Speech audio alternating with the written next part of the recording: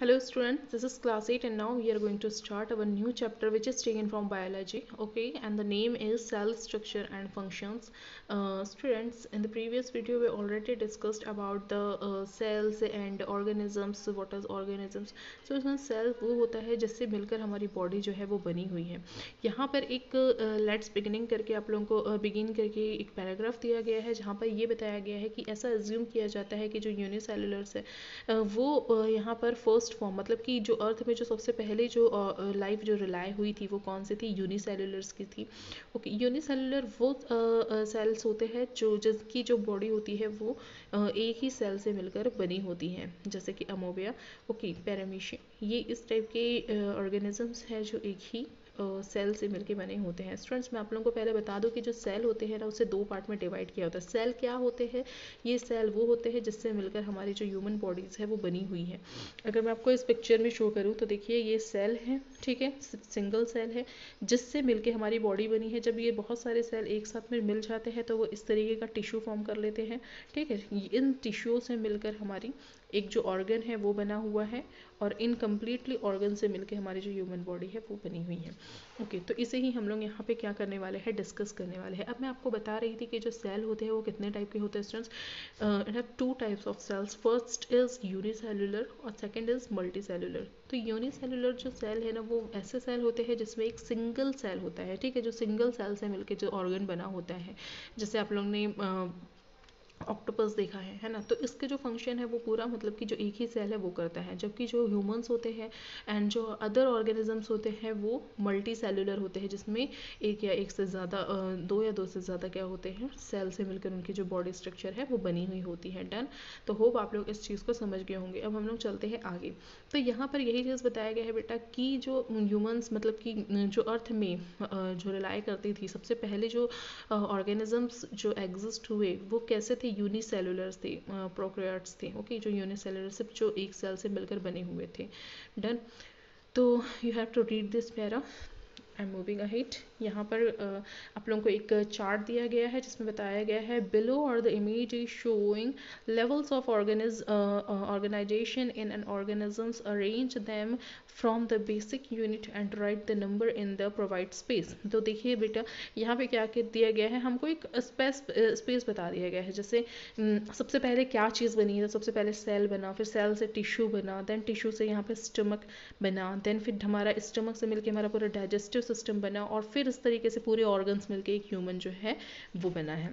Okay, तो इसी को हम लोग पढ़ने वाले हैं किसमें, डिटेल्ड में.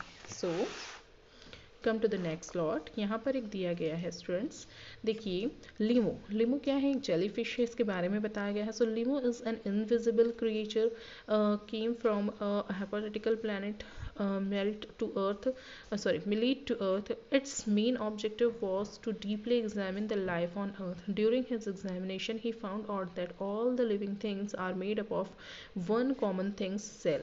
तो भाई ये जो है कि डिफरेंट प्लैनेट से आया हुआ है, इसके बारे में ये बताया जाता है. जब हम लोग ने इसका एग्जामिनेशन किया और अर्थ में रहने वाले जो ह्यूमन्स है, जो लाइफ है, उसका एग्जामिन किया, तो हम लोग ने ये पाया कि सभी चीज़ें, सभी मतलब कि जितनी भी जो चीज़ें एग्जिस्ट है, ऑर्गेनिजम्स एग्जिस्ट हैं, चाहे वो अर्थ में या फिर अदर प्लैनेट में, वो सब एक ही चीज़ों से मिलकर बने हुए हैं. उसमें जो कॉमन चीज़ है वो क्या है स्टूडेंट्स, सेल. उसका जो सेल अभी मैंने आप लोगों को जो बताया जिससे मिलकर हमारी बॉडी बनी हुई है. So to know more about cell he entered inside different living beings. Let us take the journey along with him to see what he found out. तो भाई अब हम लोग इस सेल के बारे में क्या करते हैं स्टूडेंट, डिटेल में पढ़ते हैं. तो ऑल लिविंग थिंग्स यहाँ पर लिखा गया है, सभी लिविंग ऑर्गेनिजम्स किससे बने हुए हैं भाई, चाहे वो प्लांट्स हो, एनिमल्स हो, माइक्रो ऑर्गेनिजम्स हो, मैक्रो ऑर्गेनिजम्स हो, ये सब मिलके किससे बने हुए हैं भाई, सेल से मिलके बने हुए हैं. I already told you students. तो ये जो सेल वर्ड है ना स्टूडेंट्स, ये सेलुला से मतलब कि एक लैटिन नेम है जो सेलुला से बना हुआ है, जिसका मतलब क्या होता है, स्मॉल कंपोनेंट. मतलब कि जो छोटे छोटे कंपोनेंट्स होते हैं उसे क्या बोला जाता है, सेल बोला जाता है. अभी मैंने आप लोगों को बताया जो हमारी बॉडी का सबसे छोटा स्ट्रक्चर है, जो पार्ट है वो क्या है स्टूडेंट, सेल है, क्योंकि इसी सेल से मिलके हमारी पूरी की पूरी बॉडीज बनी हुई है. ओके, तो ये जो सेल वर्ड है ये कौन से वर्ड से किस लैंग्वेज से आया है, लैटिन से. जिसमें जिससे लैटिन में सेलुला बोला जाता था, जिसका मतलब क्या होता है, स्मॉल कंपोनेंट होता है। Cell are the basic functional and structural unit of life. Of course students, ये सेल जो है ये बेसिक मतलब कि हमारे अगर किसी भी ऑर्गन को बनाने का जो काम कर रहा है वो कौन करता है, सेल करता है, इसलिए इसको basic functional and structural unit बोला जाता है हमारे लाइफ की। So they are the structural unit that form the structure of the organism. Cell combine to form tissue, which further combine to form an organ and organs combine to form. देखो अब यहाँ पे क्या बताया गया, वही चीज़ कि जो जब से सेल है जब वो मिलते हैं तो वो क्या बनाते हैं, टिश्यू बनाते हैं। जब टिश्यूज़ एक साथ मिलते हैं तो वो ऑर्गन बनाते हैं, और जब ऑर्गन एक साथ मिलते हैं तो वो ऑर्गन सिस्टम बनाते हैं। और इस तरीके से पूरे ऑर्गन सिस्टम मिलके एक क्या करते हैं, ऑर्गेनिज्म का मतलब कि जो भी चाहे वो ह्यूमन हो, एनिमल हो, प्लांट हो, इसका निर्माण करते हैं। So an individual cell is able to execute various life process that help an organisms to stay alive। इस तरीके से सिर्फ जो एक इंडिविजुअल सेल होता है वो क्या करता है, पूरी लाइफ को सपोर्ट करके रखता है, ह्यूमन को बनाए रखता है। अब हम लोग देखने वाले हैं variation in number of cell. भाई अब नंबर ऑफ सेल्स क्या होते हैं, क्योंकि स्टूडेंट्स मैंने आप लोगों को पहले ही बताया है कि जो सेल होते हैं वो यूनिसेलुलर और मल्टी सेलुलर दो तरीके के होते हैं। यूनिसेलुलर मतलब क्या होता है, जिसमें एक सिंगल सेल होता है ना। ऐसे भी ऑर्गेनिज्म जो है वो अर्थ में रिलाई करते हैं जो जिसका सिर्फ एक ही सेल होता है। अब हमारे जो ह्यूमन बॉडी है वो नंबर ऑफ सेल से मिलकर बनी हुई है। Okay, number of sales.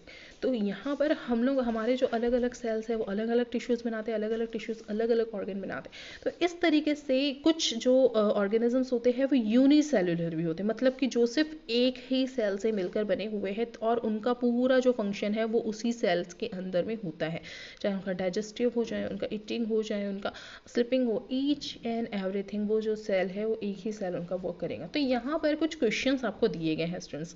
Lemmo comparted a rat and elephant and thought about the number of cells present in them. Do all living organisms contain equal number of cells? Justify। अभी मैंने आप लोगों को बताया क्या सभी में इक्वल नंबर रहते हैं सेल के? नहीं, क्योंकि मैंने आप लोगों को बताया कि कुछ जो ऑर्गेनिजम्स है वो यूनिसेलुलर होते हैं और कुछ ऑर्गेनिजम्स मल्टी सेलुलर होते हैं। तो सब में एक ही जैसे नंबर्स नहीं होंगे ना सेल के, है ना। तो यहाँ पे आप लोगों को आंसर आप खुद जस्टिफाई करना है भाई। सेकेंड क्वेश्चन है, if not then who has a greater number of cell in its body, a rat or an elephant. अब हमको बताना है कि अगर सब में एक ही नंबर के सेल होते हैं तो आपको ये बताना है जो रैट है और यहाँ पे एक एलिफेंट दिया गया है तो क्या दोनों में एक ही नंबर के सेल होंगे, यानी कि जितने सेल से मिलकर एक एलिफेंट बना हुआ है, एक जायंट एलिफेंट बना हुआ है, तो क्या उतने ही नंबर ऑफ सेल से मिलके जो रैट है वो बना होगा। तो भाई इसको जस्टिफाई करके आप लोगों को बताना है। ओके, अब यहाँ पर दिया गया है, in there any organism that is made up of just one cell. क्या कोई ऐसा ऑर्गेनिज्म है जो सिर्फ एक ही सेल से मिलकर बना हुआ है। स्टूडेंट्स अगर आपने इस वीडियो को ध्यान से सुना है तो वीडियो के स्टार्टिंग में ही मैंने आपको बताया था कि जो वन सेल से यानी कि जो यूनिसेलुलर ऑर्गेनिज्म है उसका नाम क्या है ना। तो आप लोग इसका आंसर खुद ही कर सकते हो अगर आपने वीडियो को केयरफुली सुना है तो। Okay, now I am moving ahead. So यहाँ पे क्या दिया गया है भाई, यहाँ पे वही चीज़ बताई गई है जो हमारे जो सेल है वो टू टाइप्स ऑफ होते हैं। फर्स्ट इज यूनिसेलुलर, देखिए यहाँ पे बताया गया है यूनिसेलुलर, ओके, जिसमें जिसका जो सिर्फ एक ही सेल से जिसकी बॉडी बनी होती है। And the other is multi cellular, okay, multi cellular जिसकी जो बॉडी है वो मल्टी सेल से मिलकर बनी होती है, जिसे मल्टी सेलुलर ऑर्गेनिजम्स भी बोलते हैं। ओके, तो इस पैराग्राफ को आप लोग केयरफुली रीड कीजिएगा and while reading if you will face any problem, any query, so you have to mention on comment। okay, now come to the next slot which is variation in shape of cell। अब भाई जो cell होते हैं उसके shape कैसे होते हैं ये भी हमें देखना है। तो यहाँ पे कुछ क्वेश्चंस दिए गए हैं, इसके आंसर आपको बताने हैं।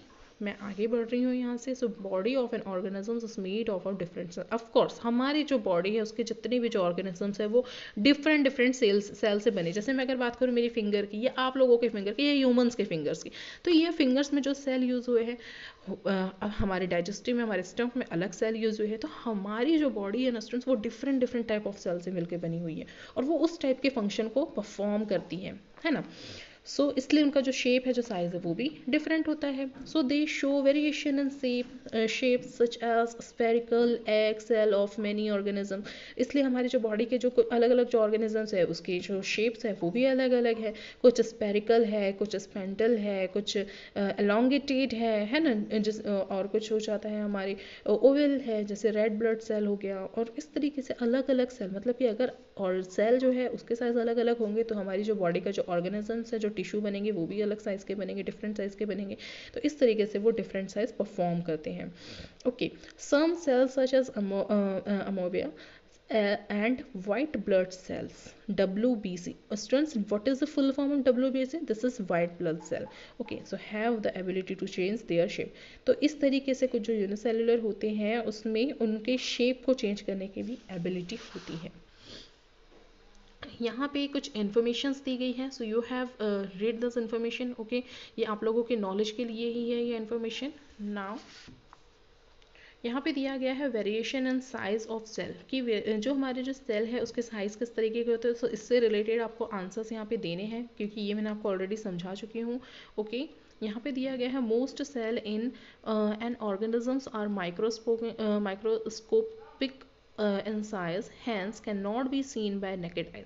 तो भाई कुछ जो सेल होते हैं ना स्टूडेंट्स, वो इतने माइनर होते हैं, इतने ज़्यादा छोटे होते हैं कि उसको बिना स्टेटोस्कोप की, माइक्रोस्कोप की हेल्प से हम लोग नहीं देख सकते हैं. नेकेड आई से तो बिल्कुल नहीं देख सकते. Okay, so the size of the cell is small that it is measured in micrometres, also called microns. तो भाई ये जो सेल होते हैं, ये जो इतने छोटे होते हैं, इससे माइक्रोन्स भी बोला जाता है, और इसे मेजर किया जाता है माइक्रोमीटर से. So 1 meter is equals to 100 centimeter. Okay, 1 centimeter is equals to 10 millimeter. We know about that. 1 millimeter is equals to 1000 micrometers. Remember students, 1 millimeter is equals to 1000 micrometers. Okay, remember this thing. And 1 micrometers is equals to 1000 nanometers. So usually the size of cells varies between a few micrometers to few centimeters. Bacteria are the smallest cell in size, ranging between 0.1 and 0.um. that means unit, यहाँ पे लिखा गया था जो nanometre. Okay, उसके बाद है diameter. The length of the nerve cell is human body can go up to 2 metre, which is believed to be longest human cell. Students, यहाँ पे एक इन्फॉर्मेशन आपको दी है, the length of a nerve cell. जो हमारी जो nerve cell होती है ह्यूमन बॉडी की, वो कितनी बड़ी हो सकती है, 2 मीटर तक की, जो सबसे बड़ी लॉन्गेस्ट ह्यूमन सेल जिसको बोला जाता है. उसके बाद जाता है however the size of cell has no relation with the size of an organism. तो जो सेल है इसका कोई रिलेशन नहीं है कि जो जितना बड़ा साइज है उस चीज़ से. ओके, यहाँ पे इस चीज़ को बताया गया है.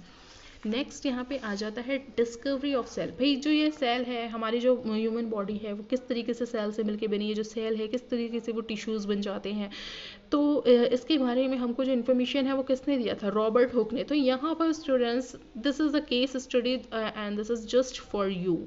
Okay, so whenever if you read this para, so you will increase your knowledge only. Okay, so you have to read this case study, and while reading I am again telling you students, and while reading if you will face any problem, any query, so you have to mention on comment. Okay, so now I am stopping here students. आज हम लोग ने क्या क्या देखा? आज हम लोग ने देखा कि सेल क्या होते हैं. सेल वो चीज़ होती है जिससे मिल के जो ऑर्गेनिजम्स है वो बनते हैं. पहले सेल बनता है, देन बहुत सारे सेल मिल के टिश्यू बनते हैं, टिश्यू बन के टिश्यूज़ मिल के ऑर्गन बनते हैं, ऑर्गन मिल के एक जो लाइफ है, एक जो ह्यूमन है वो तैयार होता है. कोई भी ऑर्गेनिज्म जो है वो रेडी होता है. ओके, अब भाई हम लोग ने इसके बाद देखा कि जो सेल है वो कितने टाइप के होते हैं. भाई जो सेल है वो 2 टाइप्स के होते हैं. फर्स्ट आ जाता है वहाँ पे यूनिसेलुलर, एंड सेकेंड आ जाता है मल्टी सेलुलर. यूनिसेलुलर क्या होता है? तो यूनिसेलुलर वो सेल्स होते हैं जिसमें एक सेल इंक्लूड होता है, उससे मिलकर ही पूरी बॉडी बनी हुई होती है. जबकि जो मल्टी सेलुलर है वो सेल होते हैं जिसमें बहुत सारे सेल इंक्लूड होते हैं, जैसे कि ह्यूमन्स बॉडी हो गई, है ना. अलग अलग जो सेल है वो अलग अलग वर्क ऑर्गन परफॉर्म करते हैं और अलग अलग ऑर्गन बनाते हैं. Okay, so I am stopping here, and I will provide the question answers of let's try one on your group. Okay, see you soon with the next part of this chapter. Till then, take care. Bye bye.